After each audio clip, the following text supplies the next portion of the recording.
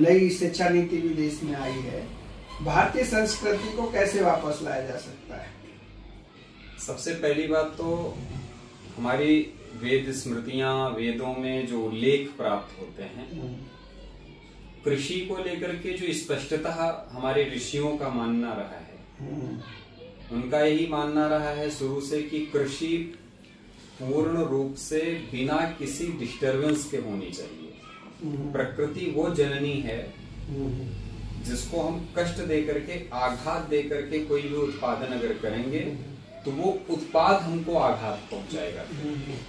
उदाहरण के लिए अगर हमने गेहूं का उत्पादन किया है और वो गेहूं अगर हमने प्रकृति के विपरीत अवस्था में उत्पादित किया है तो वो गेहूं मेरे लिए जहर बन जाएगा। बिल्कुल। तो ये जो व्यवस्था है, और इसके बाद में प्रकृति में, हमारे ऋग्वेद में इसका वर्णन आता है कि कृषि से प्राप्त होने वाले उत्पादों का विभाजन कैसे किया जाए।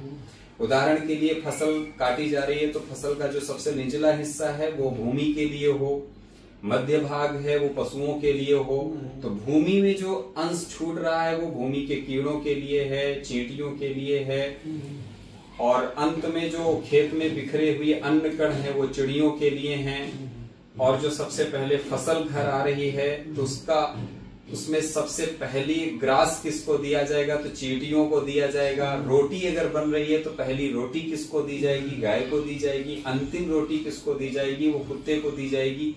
ये जो विस्तार है, ये विभाजन है, जो वितरण है, इसको ऋषि व्यवस्था कहते हैं। और यही ऋषि व्यवस्था हमारी कृषि व्यवस्था का आधार है, यही चक्र है।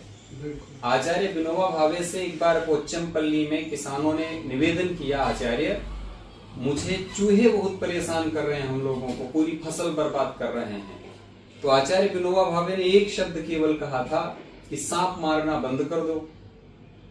तो किसान चौंके, ये क्या बात कर रहे हैं आप, हम सांप मारना बंद कर दें तो चूहे कहां से चले जाएंगे। कहने लगे यही तो समस्या है, जब हम चक्र को डिसबैलेंस करेंगे, चक्र में से किसी एक को तोड़ देंगे तो समस्याएं अपने आप खड़ी हो जाएंगी। तो हमारी जो ऋषि व्यवस्था है, आप जैसे आप अपने कार्यक्रम का अभियान बताएं, ऋषि तंत्र पर आधारित कृषि व्यवस्था, यही वास्तविक है और यही स्थायी व्यवस्था है। और इसमें अगर कहीं भी व्यवधान उत्पन्न किया जाएगा तो पूरी की पूरी व्यवस्था ध्वस्त होगी और शरीर भी बाधित होंगे, व्यवस्था भी बाधित होगी, जीवन चक्र भी बाधित होगा और हमारी अर्थव्यवस्था भी समाप्त हो जाएगी। बहुत बहुत धन्यवाद। और जल्दी ही हम अपनी कृषि एवं ऋषि यात्रा के सफर में आपसे और भी विचार लेंगे जल्दी ही।